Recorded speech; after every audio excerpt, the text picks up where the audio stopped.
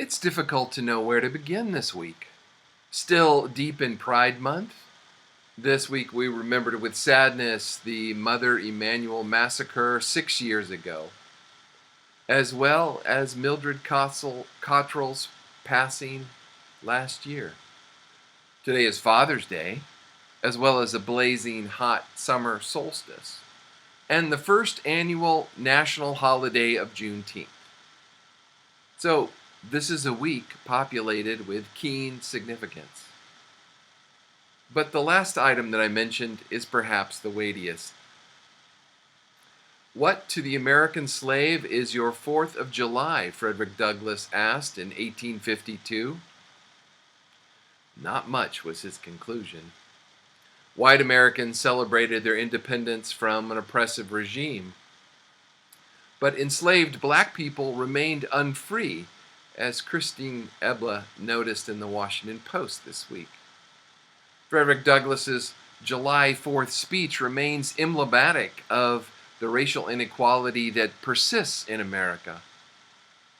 The blessings in which you rejoice are not enjoyed in common, he said. All of your religious parades and solemnity are mere bombast, fraud, deception, impiety, and hypocrisy. Our country celebrates its achievements now as it did then with outsized self-regard, even when those achievements are only fully realized by some citizens. And so, for 150 years, black people have celebrated their own Independence Day, June 19th or Juneteenth. It marks the anniversary of the day in 1865 when news of the Emancipation Proclamation and chattel slavery's official end finally reached the enslaved blacks in Galveston, Texas. Talk about traveling stories. This was months after the Confederate Army had surrendered to the Union, ending the Civil War, 6 months after Congress passed the 13th Amendment, and more than 2 full years after Abraham Lincoln had first issued the Emancipation Proclamation. An oppressive regime hoped to delay liberation, but it could not stop progress. Black Americans, starting in Texas in 1865 and spreading across the U.S., have celebrated on that day ever since. But it was only last summer when the holiday gained broader national and cross-racial attention as part of the belated wave of recognition for black stories during and after the protests of George Floyd's murder. Major brands, including Twitter, Nike, and the NFL, made Juneteenth an official holiday within their corporations. In 1985, when I served 7th and James Baptist Church in Waco, we gave all our staff of color Juneteenth off. Politicians honored the day in speeches, and this week a bill passed unanimously in the Senate to make Juneteenth the 11th federal holiday. Now, a cynic would say that symbolic change is not the same as substantive improvement, and they would be right. Anti-racist reading lists haven't stopped black Americans from being killed by police. Corporate diversity, equality, and inclusion workshops haven't closed the racial wealth gap. The Senate may have voted in favor of recognizing Juneteenth, but the George Floyd Justice and Policing Act is still withering away, waiting for the Senate to act. The For the People Act and its voting rights protections are all but dead. And some of the same senators who voted in favor of a new black holiday are sponsoring legislation that would ban the teaching of our country's racist history. There is no easy cure for systemic racism. A new holiday won't fix the material injustices that continue to fall heavily on black America: poverty, state violence, incarceration, environmental hazards, poor access to health care, a legacy of financial discrimination and limitations on political power. In fact, symbolic wins more often serve to let their champions off the hook. Your national greatness, swelling vanity, your shouts of liberty and equality are hollow mockery, Frederick Douglass said. But symbols accomplish something too. Elevating Emancipation Day to the status of July 4th may not change everything, but it does mean something. History is written by its victors, after all. To have black people's stories represented means that they are finally, in some sense, victors too. It means that black memory is respected. It means that as we come to terms with the truth of our national past, the more difficult conversations about reconciliation, about reparation, about the racism that still exists, these are given space to begin. The acknowledgement of race in America has always been less than enough. Progress is a two-step Texas style, moving forward, then back. Juneteenth itself reflects this. It's a holiday of progress mixed with disappointment. Black Americans were told of their freedoms, yes, but years delayed. It's a celebration of the end of something that should have never existed to begin with. And yet it is celebrated anyway. A new holiday is inadequate, but as Douglass concluded in his contemplation on the 4th, we can do more than just sit in resignation. Notwithstanding the dark picture I have this day presented of the state of the nation, Douglass said, I do not despair of this country. There are forces in operation which must inevitably work. He felt some optimism appealing to the stated ideal. Juneteenth can be a day of rest and a renewal of the fight. We can give what is owed, and we can always push for more. In many ways, this new holiday is the perfect intro to this morning's story. The text begins with a description of Naaman.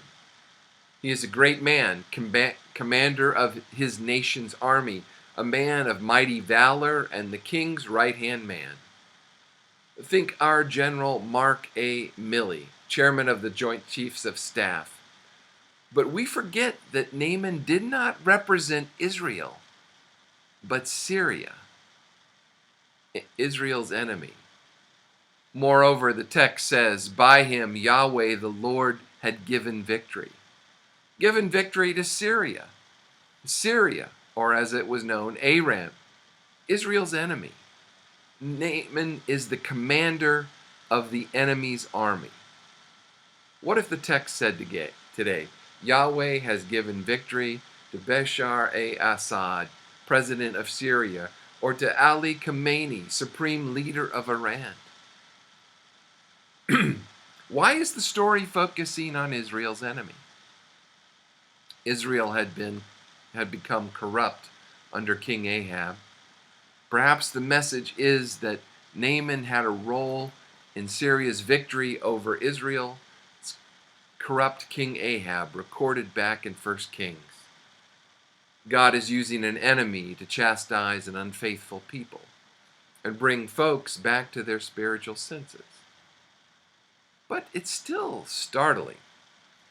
God uses our enemies, nations, even ones with no faith in God, to accomplish God's purposes in the world.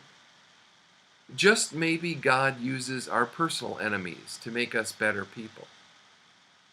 Does that thought disturb you the way it does me?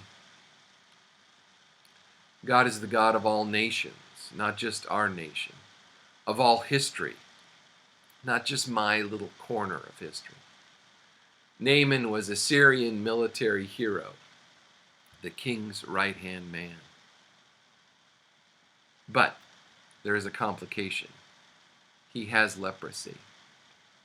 Generals with leprosy in the ancient world did not long remain generals. Leprosy was considered bad luck, even a curse of the god, and it could spread. Who wants to be be led in battle by the one cursed by the gods. For a while, he could keep it hidden. Everywhere he went, he showed up in full military dress, including white gloves and a hat pulled down as low as it would go. His wife began having fewer dinner parties. Enter now a surprise twist: an enslaved young girl from Israel. She had been captured in one of Naaman's raids across the border and brought to serve in Naaman's house. She knew about the leprosy. If you were an enslaved girl in Naaman's house, taken from your homeland, how would you have responded to the news that he had leprosy? Gotten on your knees and thanked God for justice? Would you have secretly gloated, called it the judgment of God?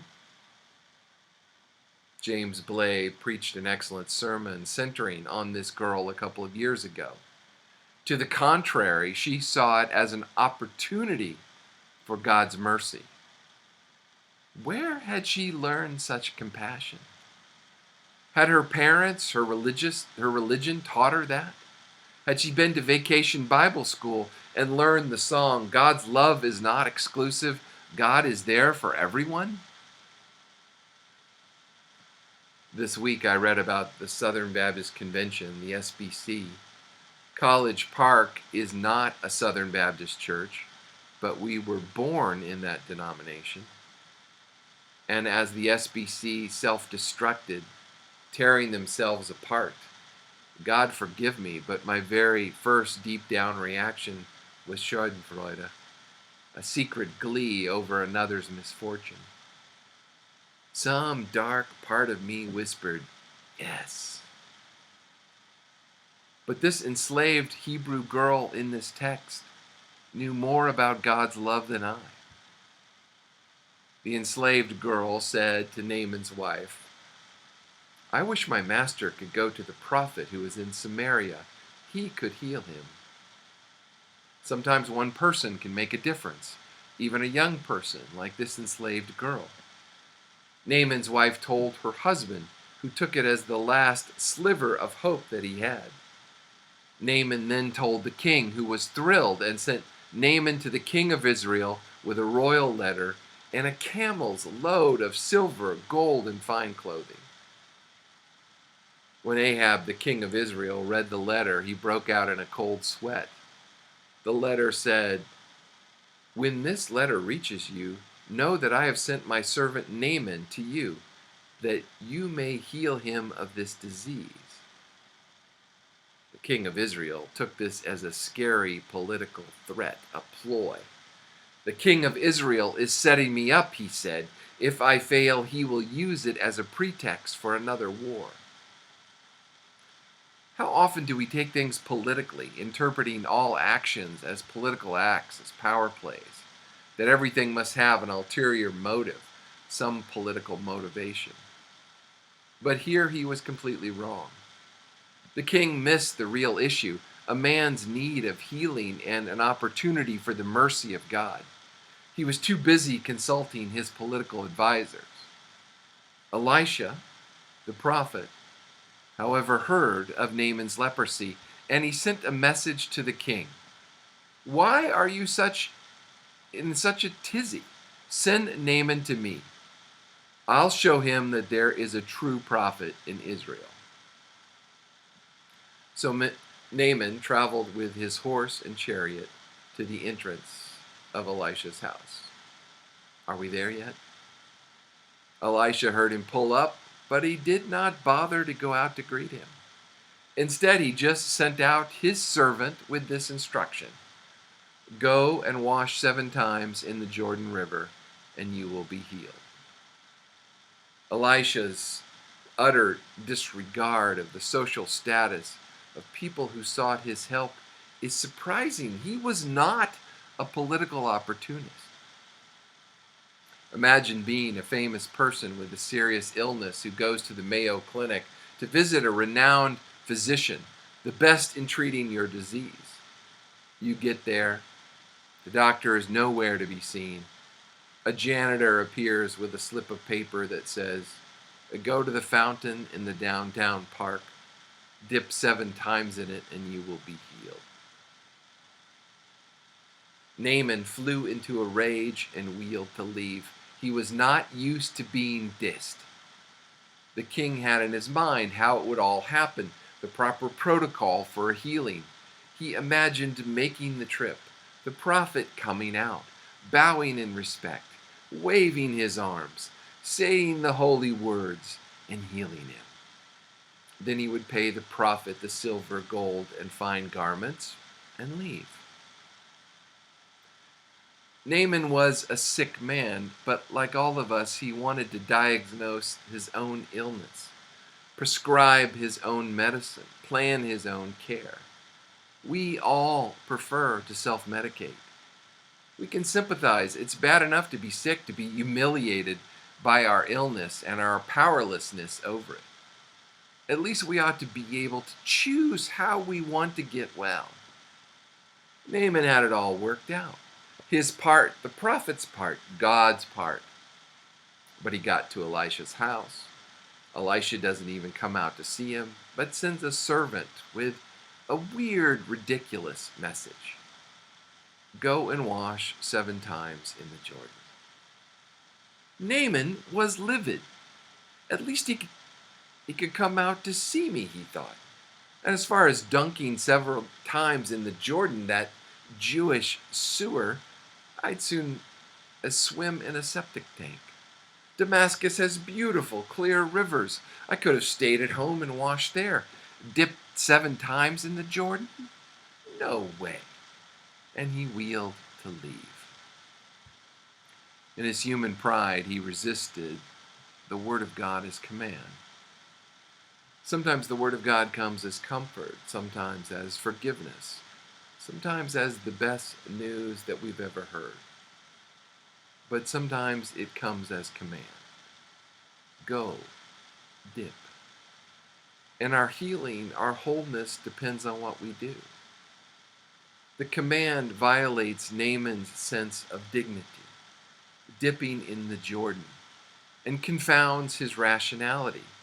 What's the connection between those muddy waters and my being cleansed of leprosy? So he wheels to leave. Enter now his servants.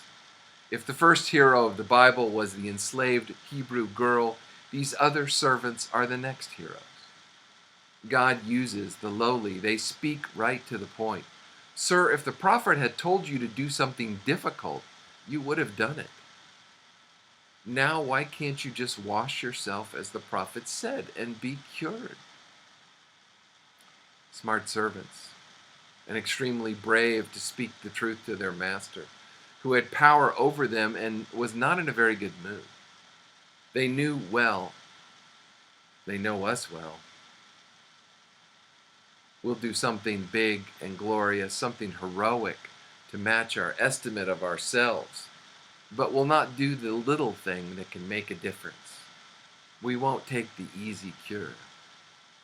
Naaman would have done some great heroic thing to be healed, but dipping in the Jordan, a dirty, brackish river, too little, too lowly, too easy. And it made no sense. But the servants knew the truth and their master, and they were brave to speak.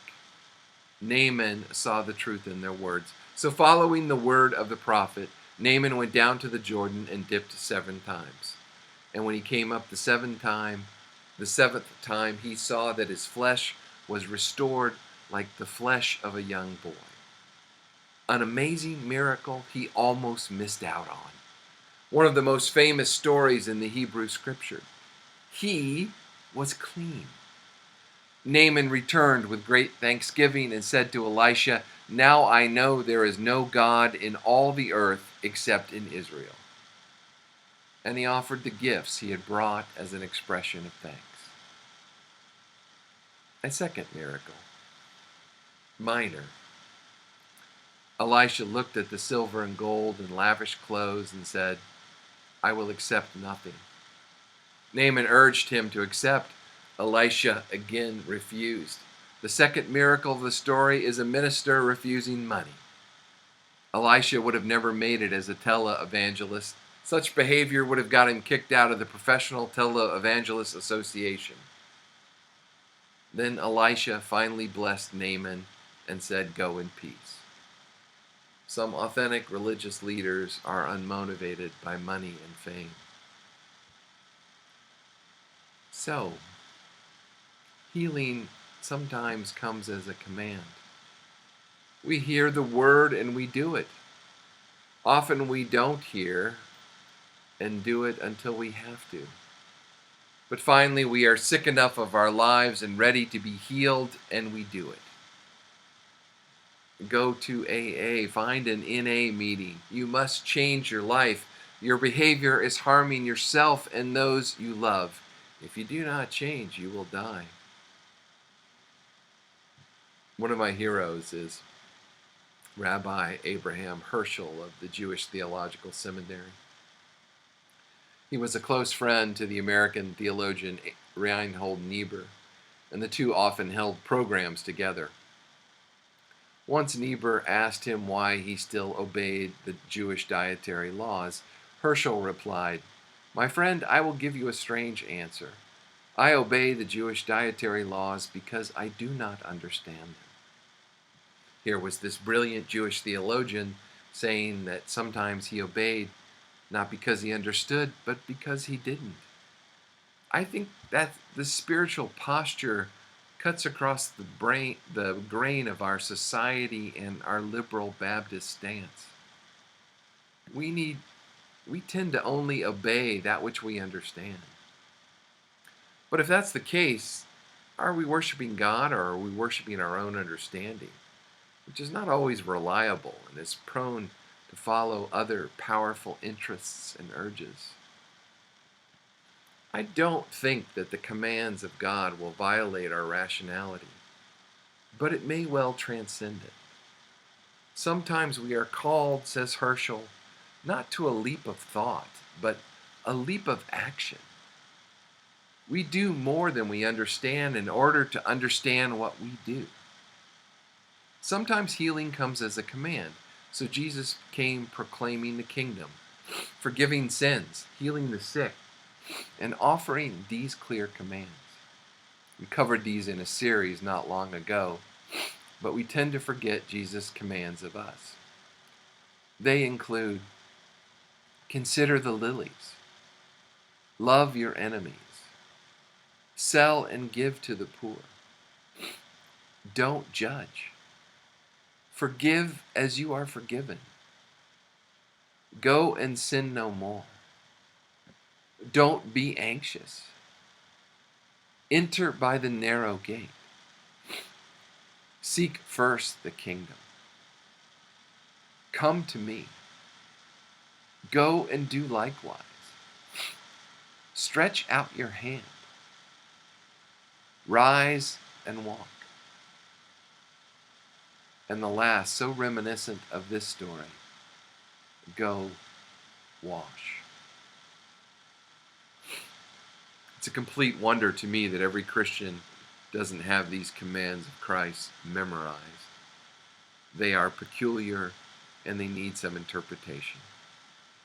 Jesus means freedom, I know, and these are the very things that our Christ told us to be about. In Jesus' first sermon in Nazareth, he almost got lynched by his hometown congregation. Part of the reason was he referred to this upsetting story. He said, there were many lepers in Israel in the time of the prophet Elisha, but none of them was cleansed, but only Naaman the Syrian. Was this because that Naaman was able to see that sometimes healing comes as a command? There is no famine of God's word in our land, only a famine of hearing and doing. Think about it this way. Juneteenth comes as a new command. Stop what you're doing. Learn of our national past. Remember, repent, and do better. Don't let this holiday become performative virtue signaling.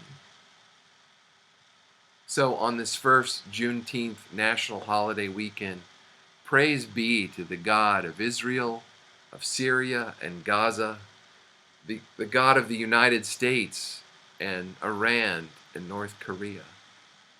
Praise be to young girls who have learned the mercy of God and acted out. Praise be to honest prophets and brave servants all, and a foreign general who was willing to wash several times in the Jordan River. Praise be.